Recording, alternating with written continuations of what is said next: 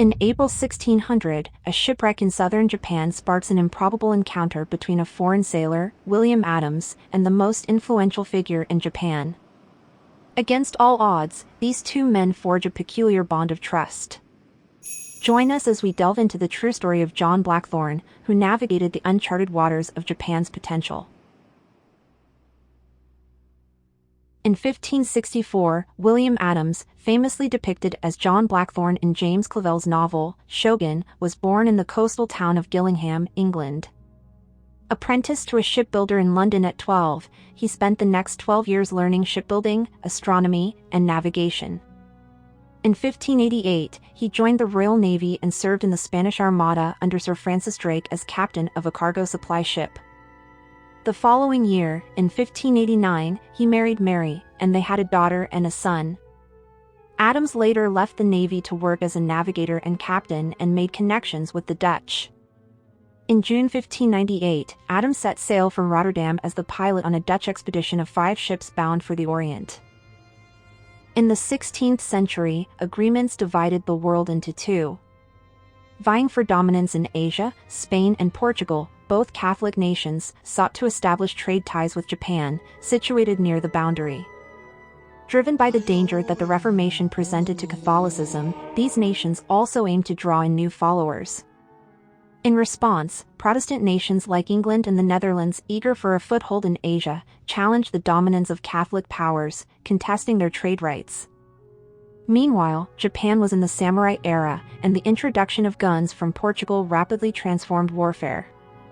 Japan heavily relied on imported niter, an ingredient in gunpowder for these firearms, leading influential figures such as Oda Nobunaga and Hashiba Hideyoshi to prioritize Western trade.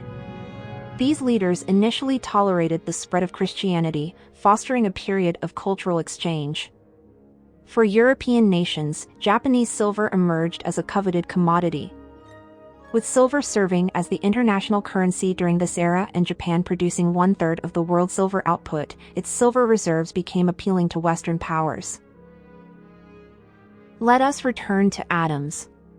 His voyage to the Orient was a disaster. Battling relentless headwinds and scorching heat as they sailed south along the west coast of Africa, sickness ravaged the crew. Once in the southern hemisphere, food procurement in Spanish and Portuguese-controlled ports proved difficult. Many lives, including those of their commander, were lost to the harsh conditions.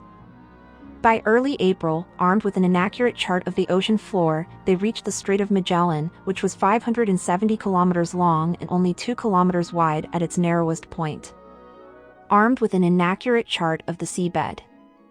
For the next 4 months, they endured unfavorable winds, freezing temperatures, and poor visibility.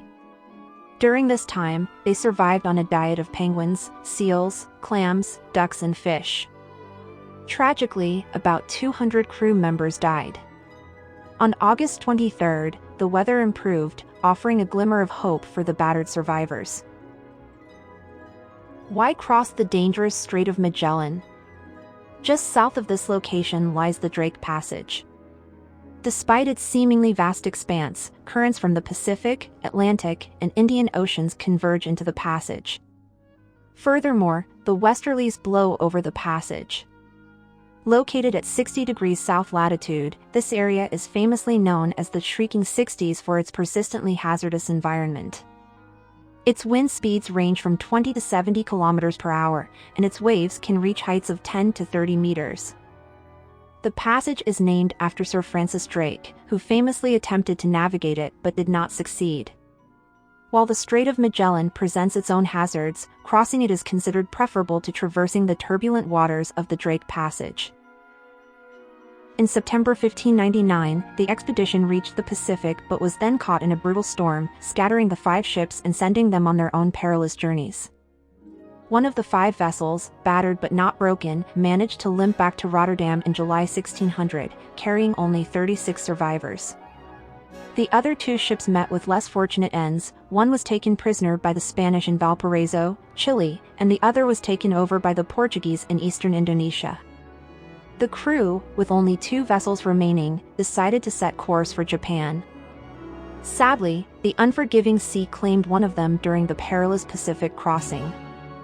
In April 1600, the remaining vessel Liefde drifted ashore in Isuki, southern Japan, a shadow of its former self. When the locals conducted rescue operations, they found only 24 of the 500 crew members, including Adams, still alive.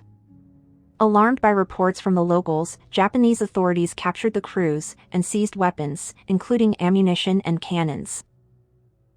In relation to cannons, there is speculation that the culverin cannons aboard the Liefde were used in the Battle of Sekigahara, which took place the same year the ship washed ashore. Historians are skeptical about this claim. There are several reasons for this speculation. First, the ship landed in Japan in April 1600, and the Battle of Sekigahara took place in September of that year, leaving very little time for the cannon to be put to practical use. Second, it would have been difficult to depart Edo City on September 1st and travel the 400 kilometers on the Tokaido to Sekigahara by September 14th. The location of the battle itself was completely unpredictable, making it impossible to prepare for its use in advance. Third, few Dutchmen were skilled in operating cannons, and it would have taken considerable time and effort to set them up. The last, despite the advances made possible by the new weapons, there is no confirmed record crediting the ship's crew with their operation or the outcome of the battle. Japan's earliest known cannons are considered to be the breech-loading swivel guns obtained from Portugal by Otomo Rin in 1576. He was renowned as a Christian daimyo and had amicable relations with Portuguese missionaries. His baptismal name was Don Francisco. He played a key role in introducing these innovative weapons, although their use remained uncommon during this period. The documented use of other cannons in Japan comes later, with Tokugawa Ieyasu's forces' use of English-made small culverin-type Saker cannons during the Siege of Osaka in 1614. Getting back to the Adams story, in May 1600, in Osaka, the man who interrogated Adams and the other crew members was Tokugawa Ieyasu. He was the most influential figure in Japan, and is depicted as Toranaga in James Clavell's book, Shogun. This meeting between Adams and Ieyasu was an improbable reality. Just 5 months before the crucial Battle of Sekigahara, amidst rapidly changing political dynamics, Ieyasu conducted a lengthy interrogation with Adams until midnight. Imagine Philip II of Spain personally interrogating a prisoner before the Spanish Armada. For Ieyasu, this interrogation represented his first exposure to information not filtered through a Catholic perspective. He probed Adams about his journey to Japan, unraveling details from a map Adams provided. Ieyasu's questions delved into various topics, including the purpose of the voyage, international affairs, foreign religions, and even the types of livestock in the West. This initial session likely sparked Ieyasu's curiosity, prompting further meetings the following day. A month later, after a third interrogation, Ieyasu asked Adams if he would like to see his countrymen. Adams, expressing his great delight, readily accepted. After interrogation, the surviving crew members were released. They were assigned homes in Edo City, even though they were not permitted to go back home for some time. In an effort to facilitate their integration into Japanese society, it was suggested that they marry Japanese women. The neighborhood where these sailors settled eventually became known as Anjin-dori in Tokyo, named after Adams. The ship traveled from Isuki, where it had run aground, to Osaka, where they were interrogated, and finally to Uraga, on the outskirts of Edo. It is also said that the ship had been shipwrecked before reaching Edo. Today, only the statue of Desiderius Erasmus remains as a reminder of this ship. The crew presented it to the Isuki governor as a token of gratitude for their rescue efforts. Additionally, the crew had brought a diverse array of cargo such as 11 large boxes of woolen goods, 1 box of 400 corals and 400 amber pieces, 1 large box containing glass beads, mirrors, glasses, children's whistles, etc. Currency, 2,000 real cruzados, 19 large bronze cannons, several small cannons, 500 guns, 5,000 cannonballs, 300 bullets, 50 quintals of gunpowder, 3 large boxes of chainmails, 355 linstocks. Numerous nails, knives, axes, hoes, and spades. And many other tools. But these were confiscated or stolen in the chaos of the shipwreck. Ieyasu is said to have made substantial compensation for this loss. While Adams was being interrogated, Catholic Jesuits appealed to Ieyasu to execute the ship's crews, claiming that the Dutch were traitors, pirates, and interlopers of Japan's vital trade. But Ieyasu rejected the appeal, saying, "They have not yet harmed or damaged me or anyone in Japan thus far, so it would be unreasonable and unjust to execute them. Even if both sides were at war, that would not justify a death sentence." This response suggests that Ieyasu was aware of the conflict between Catholics and Protestants at the time. Alternatively, recognizing the rivalry among European powers for trade dominance in Asia, Ieyasu likely saw an opportunity in this conflict. The Netherlands presented an opportunity to challenge the Portuguese monopoly on profitable Chinese silk imports, which were causing inflation. Furthermore, Ieyasu likely appreciated the Netherlands' focus on trade without religious motives, aligning with his pursuit of stability. In contrast, the Catholic Jesuits actively sought permission to conduct missions, potentially leading to conflicts that Ieyasu wished to avoid. In 1607, recognizing Adams' expertise in shipbuilding, Ieyasu entrusted him with a critical task: building Japan's first Western-style sailing ships. Adams successfully constructed two impressive vessels, one of 80 tons and another of 120 tons. Impressed by Adams' skill and the potential of these ships, Ieyasu rewarded him with a fief of 250 koku in Hemi, located on the Miura Peninsula. This land grant came with the prestigious title of Hatamoto, a direct vassal of Ieyasu. Ieyasu also gave Adams the name Miura Anjin, which translates to pilot or navigator in the region. The term fief of 250 koku refers to an area that generates an annual output of roughly $175,000, from which tax revenues are derived. For more details on the koku and kakudaka mechanisms, see our video, What is Koku? The link is provided below this video. In 1609, Adams facilitated negotiations between the Dutch East India Company and Ieyasu. As a result, Ieyasu allowed the Dutch to establish a trading post in Hirado and conduct free trade. This agreement gave the Dutch the ability to establish a commercial presence in Japan and conduct trade without being subject to tariffs or duties. In addition, Adams also served as Ieyasu's trusted tutor, teaching him, an arithmetic novice, the rudiments of geometry, mathematics, and other subjects. A man of honest demeanor, Adams did not hesitate to speak his truth, even if it meant challenging a powerful figure like Ieyasu.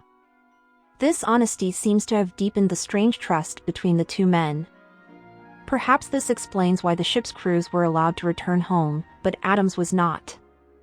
While maintaining friendly relations with the Netherlands, Ieyasu also sought to establish ties with Spain.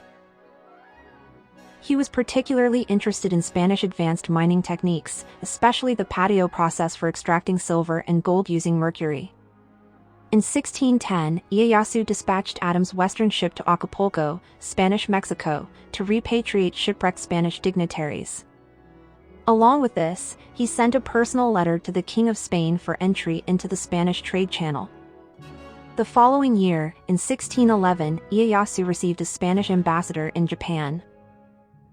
While they reached a tentative agreement including missionary permission and the authority to arrest, Ieyasu refused to accept the provisions excluding the Dutch from Japan and granting mining rights, which would allocate 3/4 of profits from mines discovered by Spaniards. Immediately after the meeting, Adams claimed that the authorization for the coastal survey was a possible pretext for a future invasion, a tactic often used by Spain. He said that the Spanish goal was to encourage Christian conversions and conspire with the converts to seize control of Japan. In 1612, just 8 months after Adams' warning, his concerns were tragically validated when an investigation uncovered a bribe between Christians.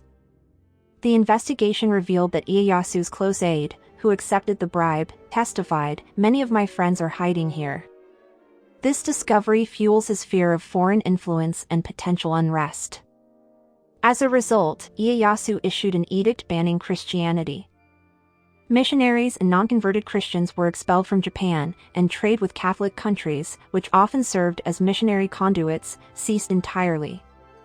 By this time, the King of Spain had already issued a letter allowing Japan to use the Spanish trade channel, but because of the ban on Christianity, the letter never reached Ieyasu. During this turmoil, Ieyasu's Portuguese interpreter was expelled, and Adams took over. Despite his active involvement in Red Seal ship voyages under the Shogun's license, Adams, longing to return to England, saw his desire seemingly fulfilled in 1613. He mediated negotiations between Ieyasu and the English envoy, who was connected through the Red Seal ship trade in Southeast Asia. This mediation resulted in the initiation of free trade with England. Recognizing the potential benefits of such partnerships, Ieyasu also granted English passage rights through the Ezo region, modern-day Hokkaido, and likely supported the exploration of the Northwest Passage, a new trade route independent of the established routes dominated by Portugal and Spain. While he is often associated with a later period of isolationism, his early reign reflects a willingness to engage in beneficial trade partnerships. At this meeting, Adams was allowed to return to England with the envoy. However, personal differences with the envoy led him to postpone his return in anticipation of a future opportunity to reunite with his homeland. In 1616, following Ieyasu's passing, Japan's political climate shifted towards isolation. Free trade with Western nations like the Netherlands and England became restricted.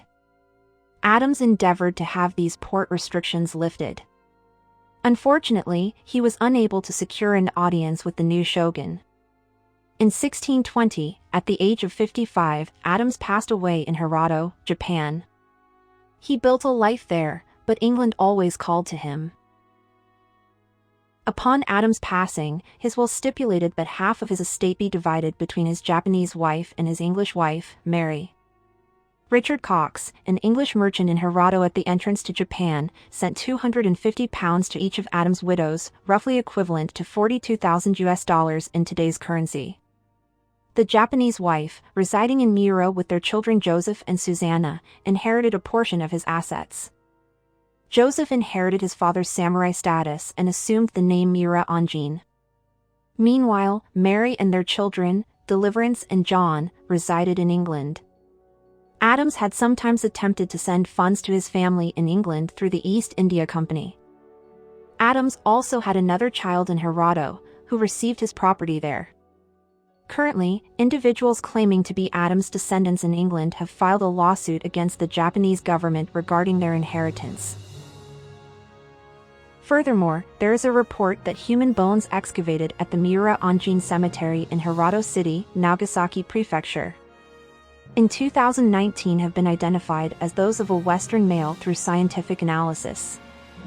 The DNA analysis shares characteristics commonly found on the Iberian Peninsula today. This aligns with accounts from Spanish missionaries of the era, who noted that an appearance alone can deceive even a Spanish friar. Interestingly, Adams often spelled his surname as Addams, which has Spanish roots.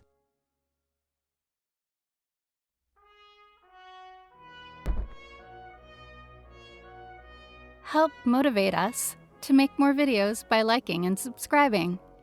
Thank you for watching!